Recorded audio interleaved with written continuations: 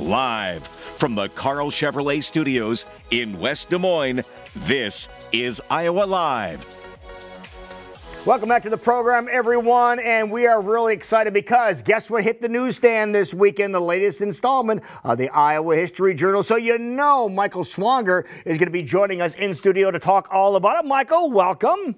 Good morning, Lou. Happy birthday. Thank you so much. That on air, so well, we appreciate you being here, but we want to tell everybody about the present that you gave them inside this issue, including Gunfight at the OK Corral and the Iowa ties to the gunfight. Amazing, isn't it? We have a cover story that I think burns the breeze from Iowa to Tombstone.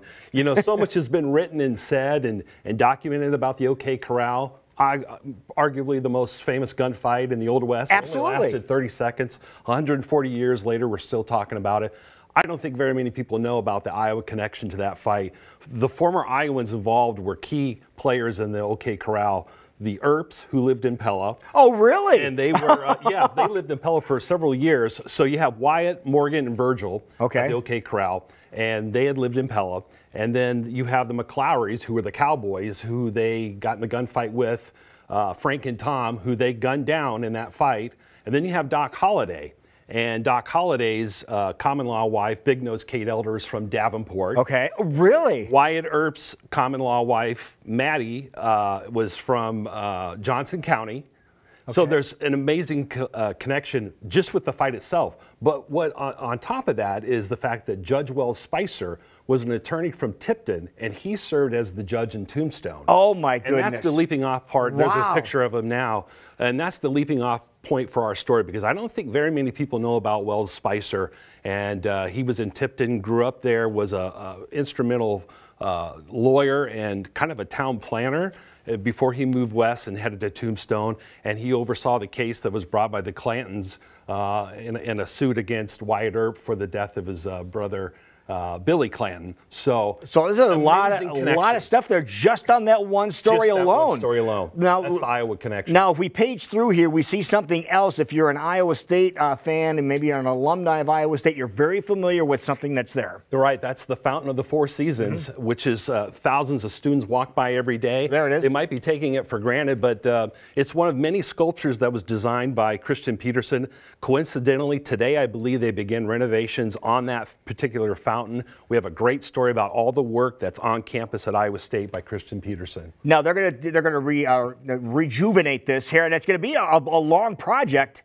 And I understand they're going to put a temporary one to replace it. Is that right? That's right. I think it's going to take a couple of years. Yeah. So we did not know that they were going to start the work before we went to press. Okay. So it's kind of great that we have a story about it. The timing is fortuitous. All right. Let's also talk about another story that's in here talking about DMAC. Right.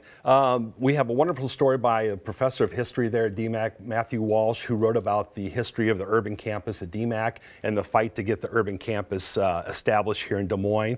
That's another read that I had just not seen before, and it's a new story that he just wrote for us. So it's unique to Iowa History Journal. Yeah, we love things that are unique. We love Olympians that are from the state of Iowa, and we're talking about another one. We do. Zoe Olson was a championship diver from Council Bluffs, and she won Olympic silver and bronze in the 48 and 52 Olympics, respectively, as a diver. So we have a story about her as well. All right. And then you have an article that talks about a couple of anniversaries, 80th anniversary and 100th anniversry. Right. Especially with Veterans Day coming up, we'll be talking about the Sullivan brothers. We're looking at the 80th anniversary of their death. And then the 100th anniversary of the election of Mae Francis, who was the first woman in Iowa to be elected to a statewide public office. Wow. So a lot of content in this. And as you just said, it hit the stands this past weekend. It did, yeah. We're at Fairway, Hy-Vee, Barnes & Noble, Walmart. You can also get us at iowahistoryjournal.com.